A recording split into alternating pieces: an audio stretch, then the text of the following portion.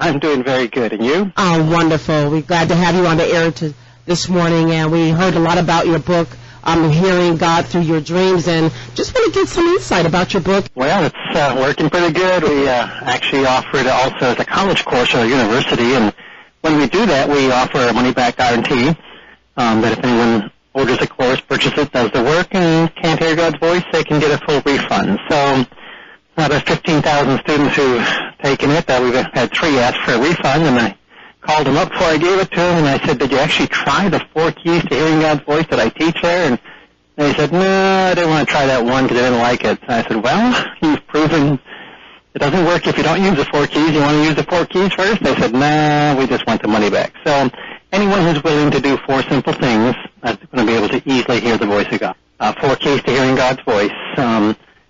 And it came out of my own struggle in not being able to hear God's voice. When I got saved at age 15, I had a real hunger to hear God's voice, and I noticed people in the Bible could hear God's voice, so I went to people and I asked them, how do you hear God's voice? And some said, well, you don't, because we're in a dispensation where God's not speaking, and others who said, well, you can, they couldn't tell me how. They just said, well, you just know that you know that you know. And I said, well, if I knew, I wouldn't be asking you here. And so I spent the first 10 years of my Christian life unable to identify the voice of God, just because no one could explain to me how simple it was and what his voice sounded like. And so finally I had a thought.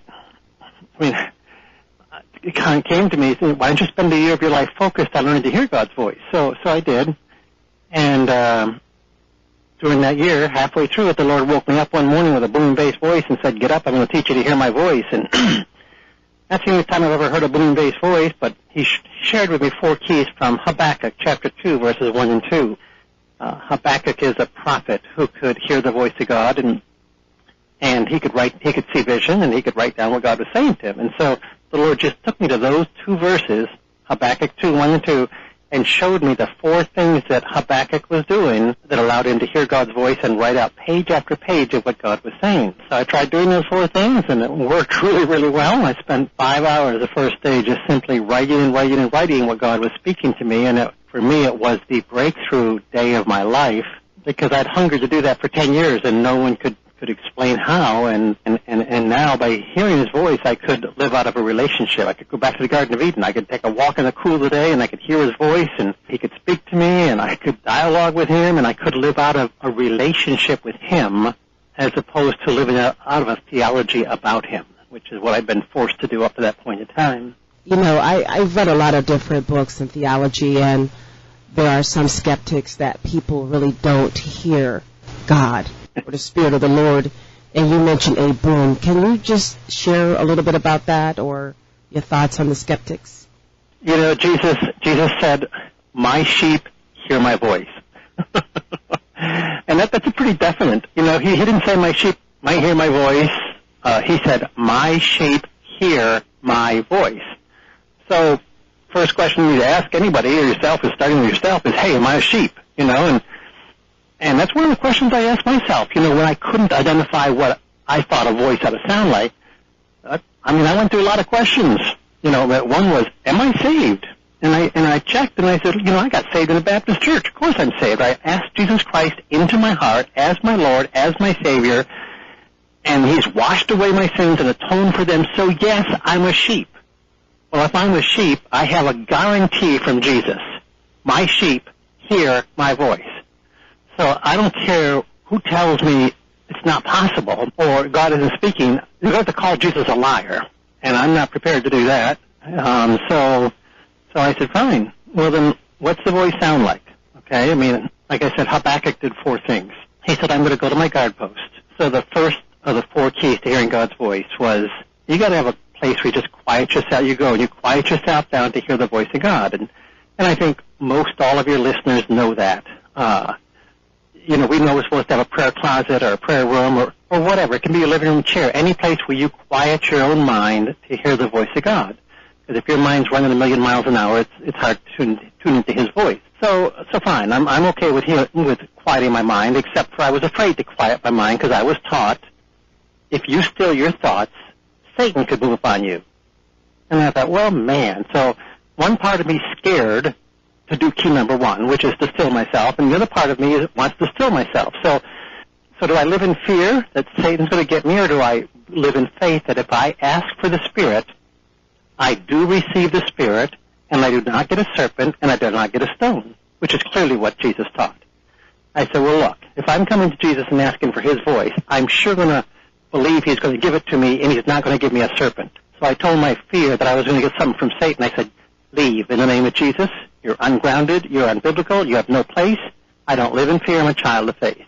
So I got rid of my fear that Satan was going to attack me, my thoughts, and then I tried to become still. And so to do that, I went to key number two. Habakkuk said, I'm going to keep watch to see what the Lord's going to speak to me. And I thought, what in the world is he doing? Because when I quiet myself down to hear God's voice and ask God to speak, I'm not trying to see anything. And I had no idea what Habakkuk was trying to do when he said, I'm going to keep watch to see what he's going to speak. I'm saying to myself, Habakkuk, you should have said, I'm going to listen to hear what the Lord's going to speak, because you hear with your ears, not with your eyes. So how come you're trying to see, and what are you trying to see? And by the time the Lord answered that question for me, he showed me that vision is a very important part of prayer, and that when I come to pray, I should fix my eyes on Jesus, who's right next to me. He's Emmanuel. Whenever he says, I'm Emmanuel, I'm God with you. So I just simply become a child, picture Jesus right here next to me, because he is. Bible's crystal clear about that. And we got eyes in our hearts that can see. Not that I was trained much about that, but Paul sure seemed to understand that. In Ephesians 1:17, he said, I pray that the eyes of my heart would be enlightened. I said, really? I said, I went to Bible college. I never prayed that prayer ever. I've never asked for God to illumine the eyes of my heart, to enlighten them, to give me a dream and to give me a vision. Which he very clearly said he wants to give us dream and vision. Acts 2:17, I'm going to pour out my spirit upon all flesh. Your sons and daughters shall prophesy. Young men shall see vision. Old men shall dream dreams. I said, well, that verse doesn't work for me. I've been a Christian for 10 years, and I haven't seen any visions. I haven't seen any dreams. So now we're back to the question, is the Bible lying to me, or am I doing something incredibly wrong that's keeping me from appropriating the blessings that God has given to me? Well, I'm doing something incredibly wrong. I've never asked for vision, never believed for vision. I've scorned visions, scorned dreams. I said they were leftover pizza. So you can't scorn God's gifts and receive his gifts at the same time. So I repented of my scorn. I repented of my disdain. I repented for never once in my Christian life presenting the eyes of my heart to God and saying, Lord, would you give me a vision? I never even did that. I never once prayed Paul's prayer. I prayed that the eyes of my heart would be enlightened, that I would see. So I repented, and I said, Lord, I want to see. And I looked, and sure enough, okay, now the first time I looked for vision, this is kind of a tricky thing because we've not been trained to do any of this, and the only ones we know who use the eyes of their heart at all to picture anything or see anything are New Agers who visualize. So our first thought, of course, is go straight to them and say, wow, it's a New Age visualization technique. And I say, no, it's a biblical technique, because the Bible says when we come to the Bible, we're supposed to meditate on my word day and night. Well, the word meditate in the Hebrew, one of the definitions is to imagine it, to imagine what you're reading. And I'll bet every single one of your readers do that, listeners are doing that. They read a story of Jesus breaking the loaves and feeding 5,000 people. Well, I'm sure they're imagining that scene on the screen inside their mind. Jesus is breaking the loaves and feeding the 5,000. He's walking in the water. He's preaching to the multitude. 9.5 out of 10 people imagine those scenes when they read them. I know because I polled hundreds and hundreds and hundreds of people, and by show of hands, that's what they tell me. A very few don't imagine, but most do. So, yeah, so we are meditating on Scripture. We're imagining it like we're supposed to. So the day I began to see vision, as I began with a Bible story. And I began by imagining the Bible story. It was John chapter 4, the Samaritan woman at the well, and I pictured the scene. Because I grew up at a dairy farm. We had big round wells. It was easy to picture. It was comfortable. And so I'm picturing beautiful summer days and country setting. There's a well, and there's Jesus sitting in the well, long flowing white robe, sandals in his feet, gentle, loving countenance. And I put myself in the well next to him because I believe we are able to do that. I mean, I think almost every one of your listeners would say it's okay to put our name in a Bible promise and say, by his stripes, I, Mark Virkler, am healed. So if we can put ourselves in a Bible promise, can we put our whole selves in a Bible story? And when I poll people, about 25% of them do put themselves in Bible stories when they read them. So I put myself in a Bible story. I mean, again, that's part of Bible meditation, which is different than Bible study. And the Bible commands us 66 times to meditate. So I picture the scene. I'm sitting there next to Jesus. Now, on a well, on a beautiful summer day. Now, I call that godly imagination, because I've taken the eyes of my heart and I'm imagining things that are godly. And I define godly imagination as imagining things that God says are true. So I'm priming the pump. I'm getting started with the eyes of my heart. They're not sitting there doing nothing. I'm presenting them to God, and I'm letting him fill them with divine pictures of spiritual reality as recorded in the Bible. So I'm sitting there and I'm seeing this scene in my mind. And then I prayed Paul's prayer of Ephesians 1:17 and 18. I said, I pray that the eyes of my heart would be enlightened. So I said, Holy Spirit, would you take over this scene? Would you bring it alive? Would you enlighten it? Let me step into a vision. And I prayed that. I relaxed, smiled, tuned the flow, and the river of the Holy Spirit, the flow of the Holy Spirit took over. The scene came alive, began to flow with a life of its own, and as it did that, I was stepping from a godly imagination into a vision. And as it flowed, Jesus gestured at me, and as he gestured, a spontaneous thought lit upon my mind, and I thought, well, that's good. So I opened my eyes and wrote it down and looked back at the scene, closed my eyes, looked back, and again, a spontaneous flowing thought came, and I wrote that down, and man, this was my first time to actually write down things that I felt God was directly speaking to me. And once I had a paragraph, I took it to my wife, Patty, and I said, Patty, what is this stuff? And she said, well, that's God speaking to you. And she confirmed it, and the Bible does say to do that. The Bible says in the mouth of 2 or 3 witnesses, every rhema is confirmed. And the word rhema is a Greek word that means spoken word.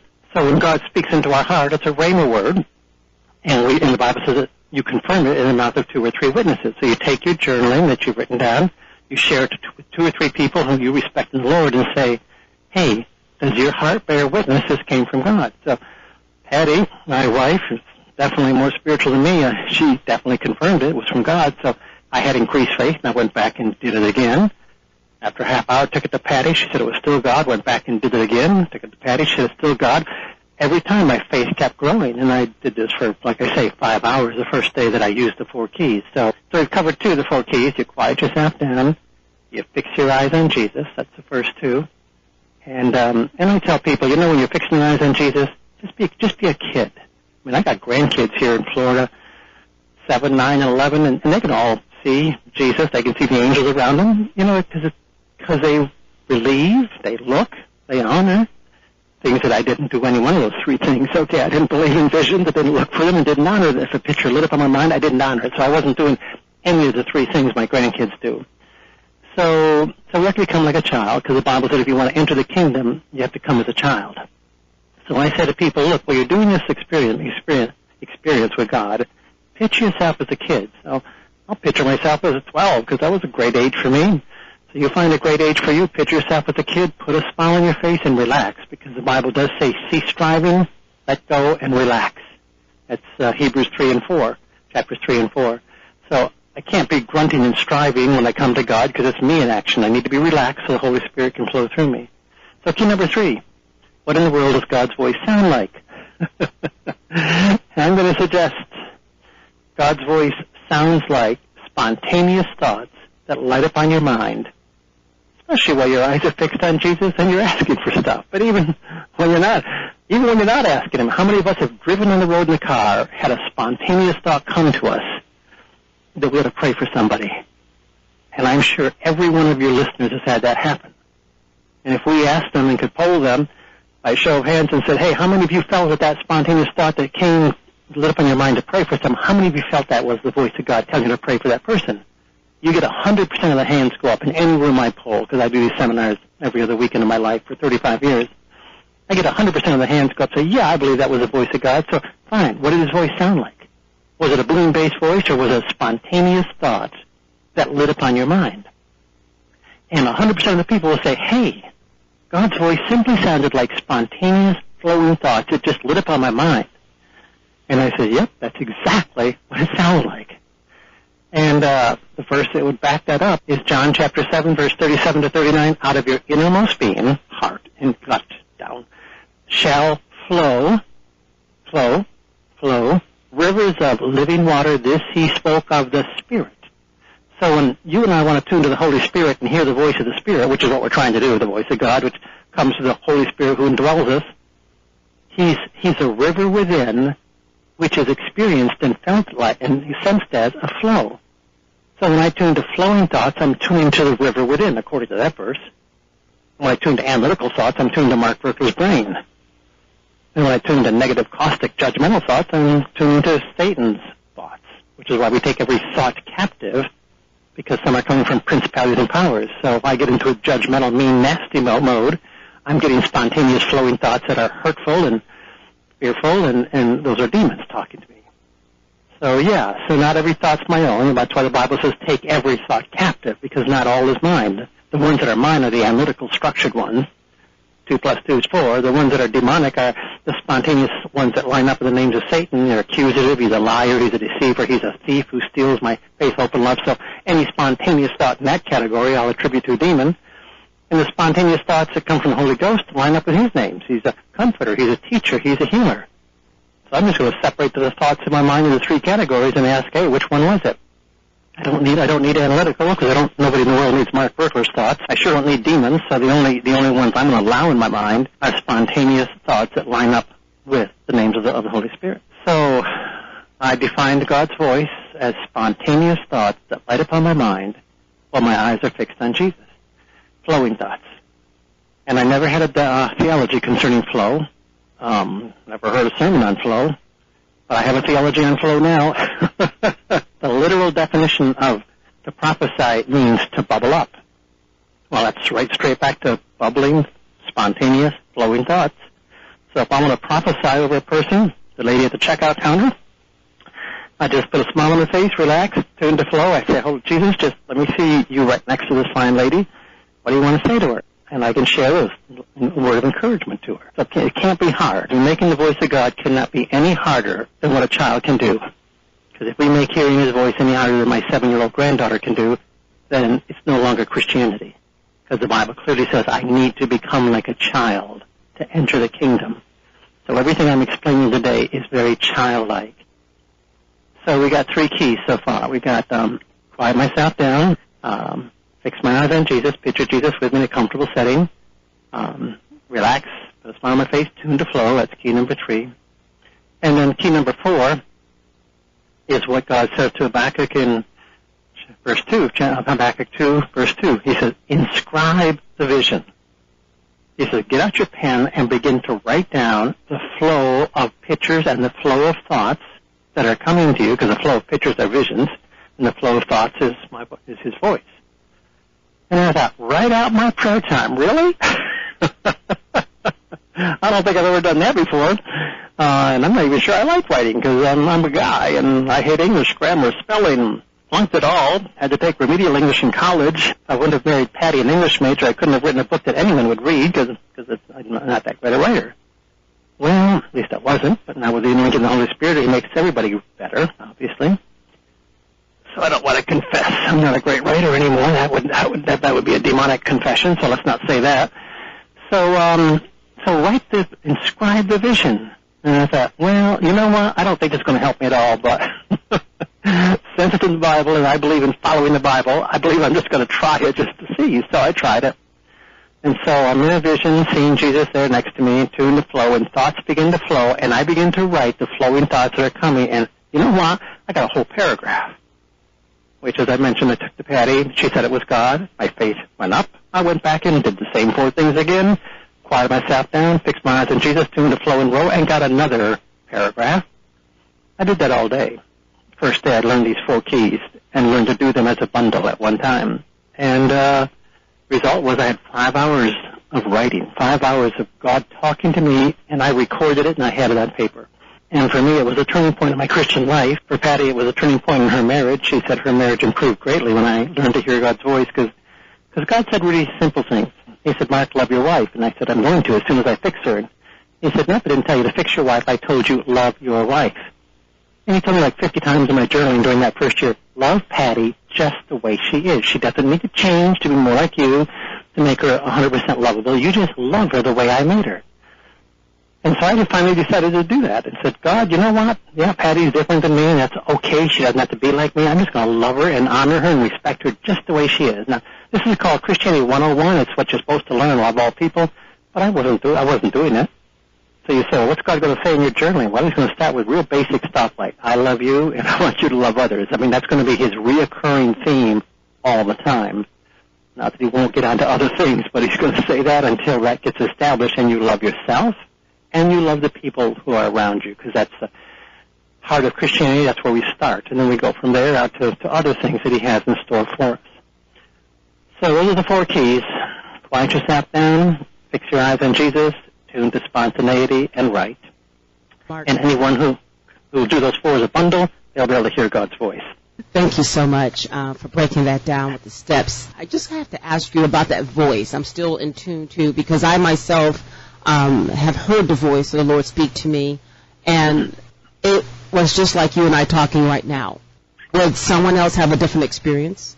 Well, when you say it's just like you and I talking right now, was it audible? Was it external? Was it inside? Yes. Well, I was in the hospital laying in the bed, Mark. I was in the hospital laying in bed, and I knew it was the Lord because there was no one else in the room with me. And the voice spoke to me just like you and I are talking right now, clear English speaking. Okay. And I looked around in my hospital room just to make sure a nurse wasn't behind anything. And I looked across me, and I looked. My other view was another patient across in another room, and I knew it had to be the Lord, because when I was in that situation, I knew I was there for a purpose. I knew I was in a hospital for a purpose. And I looked around because I said, Lord, what is it that you want from me, that what you want me to do? Because I knew I was there for a purpose, and sometimes God has to put us in a situation where we can hear him. Okay. Because we don't listen. Okay. Well, that's a good question. And obviously the answer is God can speak any way he wants. He can speak to a jackass. The Bible says he can, when you look at Paul on Damascus Road, that was an audible voice that was heard by those around Paul and by Paul. So yes, God can do that. In Paul's life, he just did that once, it looks like, the audible voice, and most of the time for Paul, it was that inner voice. And you know, for you, you've had an audible voice at least once, but we want to hear God's voice every day in our morning devotions. And when I come to the everyday in my morning devotions, it's not normally audible. It's normally in my heart and from my heart, and it's spontaneous flowing thoughts. It sounds like my thoughts. I mean, because God's blended himself to my personality. And you look at the Gospel of Mark, and Mark is writing out inspired scripture, which is God speaking, but it's still got Mark's personality in the Gospel of Mark. And John's got his personality in the Gospel of John, but it was still God speaking. So when God speaks, it's going to sound like your thoughts. It's going to have your educational style in it, just like John has it. Gospel of John has John's educational level in it. It's got John's personality in it. It's got John's way of speaking in it. But it was these men wrote as they were inspired by God. So it was the Holy Spirit flowing through their personality. So I would say the voice of God is going to sound the way you and I sound. For me, it's going to sound the way I sound. For you, it's going to sound the way you sound. It's normally going to be inner. Not that he can't shout at times and doesn't. You know, many parents shout at times to get through to their kids, but normally they prefer not to shout. It's just a quiet, inner conversation. And God sure wants to do it every day. I mean, the hospital room is great, but the intention in the Garden of Eden was he took walks with them in the cool of the day and talked to them. That was his original intent for you and I, for all of mankind. And that hasn't changed. He's never changed his mind about whether he wants to talk to you and I every day. Never has. Even though religion tells me he doesn't want to talk to me, I say, well, my heart hungers for him, and I know his heart hungers for me. He let Jesus Christ die on Calvary so he could restore a relationship with me. Yeah, he wants a relationship with me, and he wants it every day. And that's going to be as that inner flowing thoughts. That's where you're going to experience it. I also heard you say, Mark, about the thoughts from demonic thoughts. Now, you talked about God speaking to the heart, and when you have those evil thoughts, I think our listeners, this is important, because when we get in situations where we're speaking negative of people and doing something's provoking you to have negative thoughts in any given situation in life. So can you just kind of share a little bit more about those thoughts and where they come from? Sure. Well, the Bible is clear that there's demons around. That's why Jesus spent 1/3 of his time praying for people, casting demons out of people. So we should assume that that's pretty prevalent, and that we need it in our own lives because Jesus patterned for us how life's supposed to be lived. So, I believe in demons and I believe in deliverance, and I've been through deliverance a few times and had a bunch of demons cast out of me and feel much better. Here's the principle. The principle is thoughts that are flowing within you normally come from the vision being held before your eyes. If our eyes are fixed on Jesus, we've got a smile on our face, we're relaxed and asking the Holy Spirit to speak to us, the flow of thoughts are probably going to be 95% pure coming from Jesus. And the way we make sure they're 100% pure is we submit them to our 3 advisors, they affirm it, and then we know for sure 100% God. So that's the protocol for how to live life. Now, let's say somebody ticks me off, and I get my eyes off Jesus, and I'm looking at them, I'm looking at the offense that they just did, and my eyes are, I don't see Jesus anywhere around. I just see the offense, and I see that person, I want to hit him. Well, the flow of thoughts is going to come from the vision being held before my eyes, and right now I'm in sin because I don't have my eyes fixed on Jesus. I got my eyes fixed on an offense.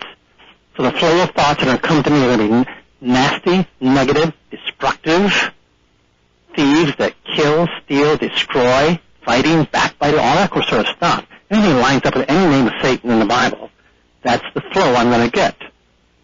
And I fall into that once in a while because I backslide once in a while, and at least I know enough to, as soon as I get there, say, hey, Mark, you're angry, mad, and depressed. Like, what are you looking at? Well, I'm sure not looking at Jesus. Well, we can fix that. I can go back and fix my eyes on Jesus. Hebrews 12:1-2, just like the Bible told me to. So I repent, fix my eyes back on Jesus, put a smile on my face, say, Jesus, what do you want to say about this person who just offended me? And we'll look for Jesus to see where he is. He's got his arm around the person, hugging him, of course, and saying, you see that wound in your heart? I want you to pour oil in there and minister to grace. So he changes me from a mean hitter to a healer just simply because I fix my eyes back on Jesus, tune back to divine flow, and I step from darkness back into light.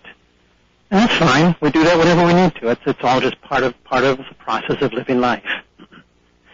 The easiest way to practice doing this, to get started doing this, is a 2-way love letter, which is the way I start my weekend seminars out all the time with people. And I say, you write one paragraph where you just share your love for Jesus and one reason why you love him a lot. And then in paragraph 2, you use these 4 keys. You've got your eyes fixed on Jesus, got a smile on your face, you're tuned to flow, and you're letting Jesus speak back. I love you too. And so you get 2 paragraphs in your journaling.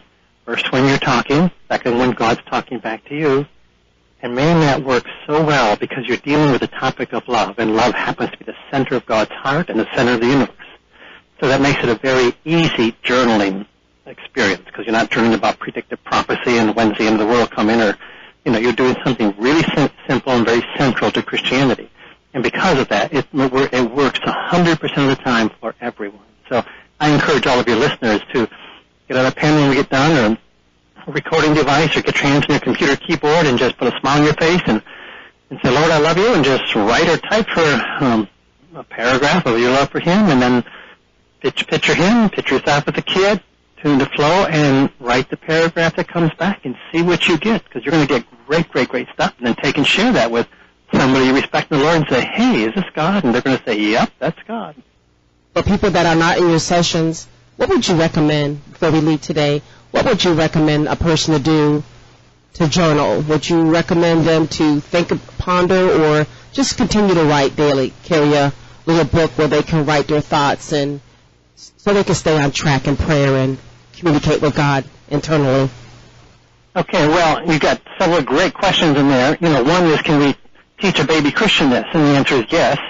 And we put up a whole website on salvation, which just covers salvation. It says to these baby Christians, it says, here's how to get saved, and here's how to hear God's voice. And the website, it's called bornofthespirit.today. Born of the Spirit, all one big long word, .today. And it takes them right through salvation, and then right through the 4 keys to hearing God's voice, and it gets them right into two-way journaling immediately as baby Christians. So your listeners can surely go look at that. We have a book on our own website, Communion with God Ministries, CWGministries.org. It's called 4 Keys to Hearing God's Voice. So I definitely would recommend getting that and working your way through it. And we have a free audio right on the home page of cwgministries.org.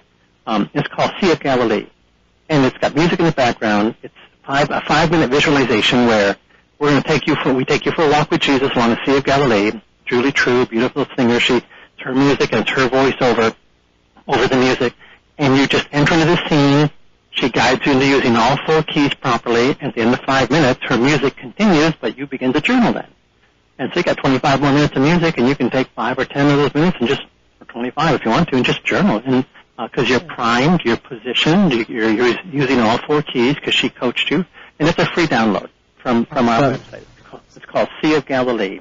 Sea of Galilee. Now, we can find more on Mark Virkler at cwgministries.org. Mark Virkler, thank you so much for being our guest today, and we look forward to speaking the next time we're on in January to Charity. That is your daughter, is that correct? Charity is my daughter, and she's a #1 dream interpreter I know in the entire world. Thank you so much, Mark Virkler, and thank you for sharing your experiences and your writing on co-authoring of Hearing God Through Your Dreams. And once again, everyone, we just thank Mark Virkler, and again, you can find his information at www.cwgministries.org. Thank you so much, sir. Have a blessed day.